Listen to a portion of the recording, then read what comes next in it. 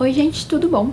Hoje eu vim trazer um vídeo um pouquinho diferente de algo que eu espero que vire uma série nesse canal, que eu resolvi chamar de Na Minha Estante, pra falar dos autores mais badalados na minha estante, os que mais marcam presença, sabe? Então é claro que eu vou estar falando de muitos dos meus autores favoritos, e eu começo com uma grande autora de suspense policial, que é a Patricia Highsmith. Ok, Patricia Highsmith nasceu em 19 de janeiro de 1921 no Texas e faleceu no dia 4 de fevereiro de 1995 na Suíça. Gente, pense numa mulher cosmopolita. Ela morou na Itália, ela morou no México, ela morou na Inglaterra e ela morou por muitos anos na França, antes de, enfim, se mudar para a Suíça, que foi onde ela terminou sua vida. Então ela tem 18 livros publicados, e eu não li todos ainda, eu não tenho todos,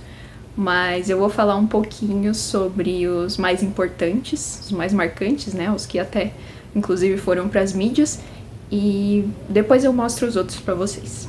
Então o primeiro livro que eu vou mostrar é Pacto Sinistro, cujo título original é Strangers on a Train, Brasil. Esse é o primeiro livro publicado dela, saiu em 1949 e logo em 1951 virou um filme do Hitchcock, com o mesmo nome. Então aqui a gente acompanha o Guy, que em uma viagem de trem conhece o Bruno, que é um cara meio estranho, começa a falar pra ele, imagina se a gente pudesse, sei lá, matar algumas pessoas que a gente não gosta, sabe? Seria perfeito se a gente, por exemplo, se eu matasse alguém que você não gosta e você matasse alguém que eu não gosto, porque aí seria muito difícil pra polícia descobrir, seria o crime perfeito e tal. Daí o Guy fala, tá bom, mas assim, meio, né? E tá bom, passa. Até que uma pessoa na vida do Guy acaba morrendo e o Bruno aparece pra cobrar o favor de volta, né? Ele quer que o Guy mate a pessoa de quem ele não gosta. Então, grande parte da história fica nesse meio que um jogo de gato e rato entre os dois, né? O Guy se esquivando, assim, a gente não sabendo exatamente se ele vai matar, se ele não vai matar, não sei o quê. Porque uma coisa interessante sobre o Guy como protagonista, ele tá longe de ser heróico, tá, gente? Ele é bem covarde, ele é bem inseguro e no final a gente vê no que dá. E uma coisa que eu já disse em algum outro vídeo é que o filme, ele tem um final diferente do livro, então os dois valem a pena por causa dessa mudança de direção na história que o Hitchcock promoveu. O segundo livro de que eu vou falar é Carol, que foi lançado em 1952 com o nome de The Price of Salt e sob um pseudônimo. A Patricia Highsmith escreveu como Claire Morgan. Esse é o segundo livro dela e depois do sucesso estrondoso, né, que foi Pacto Sinistro, tava todo mundo louco pra ver o que ela ia escrever em seguida e tal. E esse é um livro muito diferente de todos os outros.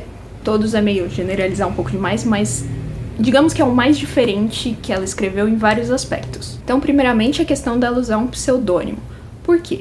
Todo mundo tava esperando um livro de suspense, assim como foi Pacto Sinistro, e aí ela me vem com este livro, que é basicamente uma história de amor entre duas mulheres, algo para o qual as pessoas não estavam preparadas nos anos 50. E é um dos poucos livros em que ela apresenta personagens com a sexualidade explícita, porque ela explora muito mesmo nos livros dela, né? Personagens LGBT ou personagens com uma sensualidade bem acentuada, mas esse livro é claramente uma história de duas mulheres que se apaixonam, que falam eu te amo e que, coisa rara até hoje nesse tipo de história, mulheres que têm um final relativamente feliz. E esse livro ganhou uma adaptação para o cinema em 2015 com a Cate Blanchett e a Rooney Mara nos papéis principais, que é muito bonita, muito poética, então leiam e assistam. E agora eu vou falar sobre a grande série dela, na minha opinião, a melhor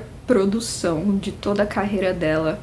Apesar de que ela produziu muitas coisas interessantes, eu gosto muito de Pacto Sinistro, particularmente, mas assim, esses livros são tudo pra mim. Então eu estou falando, é claro, da Ripleyade, ou a série em que o personagem principal é o Tom Ripley. Então o primeiro livro, O Talentoso Ripley, foi lançado em 1955, E esse livro teve 2 adaptações para o cinema. A primeira foi francesa, saiu com o nome de Plan Soleil em 1960, tendo o Alain Delon no papel principal. Pausa para vocês apreciarem esse homem.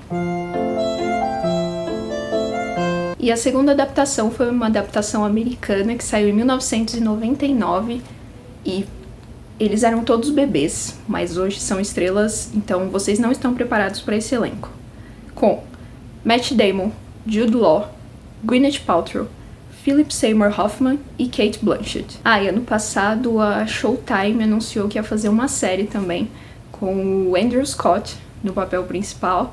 E, bom, quem assistiu Sherlock, ele é muito bom de interpretar pessoas perturbadas da cabeça, então eu acho que ele vai dar um bom Tom Ripley. Mas voltando ao material original, aqui a gente acompanha o Tom Ripley, que é um trambiqueiro que mora em Nova York. Ele vive de pequenos golpes, de falsificar cheques, de imitar as vozes de pessoas no telefone, esse tipo de coisa. E aí um dia, por acaso, ele encontra o milionário Sr. Greenleaf. E, bom, através de pequenas mentiras, ele acaba convencendo o Sr. Greenleaf de que ele conhece o filho dele, o Dick Greenleaf, que está morando atualmente na Itália. E aí o Sr. Greenleaf quer pagar uma quantia para ele ir até a Itália e convencer o Dick a voltar para casa. E o Tom, é claro, aceita e vai. E aí ele começa a se envolver com o Dick de diversas maneiras, culminando em uma cena muito violenta. Não vou dizer que não gosto, é uma cena muito bem construída e violenta neste pequeno barquinho aqui. E aí, enfim, a amizade, ou seja lá o que for, dos dois desanda, e o que acontece depois eu não vou contar muito. Mas considerando que tem mais 4 livros depois, vocês podem imaginar que o Tom vai dando um jeito de escapar e, né, sair das situações difíceis. O segundo livro se chama Ripley Subterrâneo e... olha, primeiro essa espinha linda, olha, ele é todo preto, que coisa maravilhosa. Enfim, e na minha opinião, esse é o livro que a tensão é mais bem construída, até o clímax, né, até a cena, o ápice. Nossa, assim, você não consegue parar de ler, e a essa altura você já tá questionando todos os seus princípios morais, porque você tá torcendo por esse pequeno sociopata chamado Tom Ripley. Terceiro livro, O Jogo de Ripley. Também tem uma espinha linda, tá? Vamos começar daí. E ele também, na minha opinião, mantém o mesmo nível de suspense e personagens interessantes, né? Com os quais o Tom entra em contato pra te manter interessado na história. O quarto livro se chama O Garoto que Seguiu Ripley. E, na minha opinião, apesar da espinha maravilhosa também, na minha opinião, é o mais fraco da série. É uma história que realmente não me interessou. Eu tava tipo, quem se importa com esse garoto seguindo ele? Quem se importa com esse garoto, sabe? E então foi um pouco difícil pra mim. Tem uma cena interessante aqui, eu diria. Uma cena LGBT, não sei se dá pra chamar assim. Enfim, que pra época era bem revolucionária, né? O Tom, ele é uma pessoa complexa e ele mostra bastante desse lado, não só nesse livro, né? Desde o começo, desde a relação dele com o Dick, ele mostra bastante esse lado da sexualidade dele e ele explora muito. Isso é interessante de ver ao longo de toda a série. E o último livro se chama Ripley Debaixo d'Água. Pra mim é um bom final pra série. Ela já, a essa altura, né, porque a gente vai acompanhando o Tom durante a vida, então aqui ele já tá mais velho, então esse livro ele já tem um ritmo um pouquinho diferente, sabe? Não que ele seja mais parado, né? Porque o Tom tá sempre fazendo as caquinhas, né? E tendo que se limpar, digamos assim. Então aqui também eu acho que o suspense volta a ser aquele dos 3 primeiros livros que te mantém interessado, assim, sabe? Então é um fim muito digno pra série.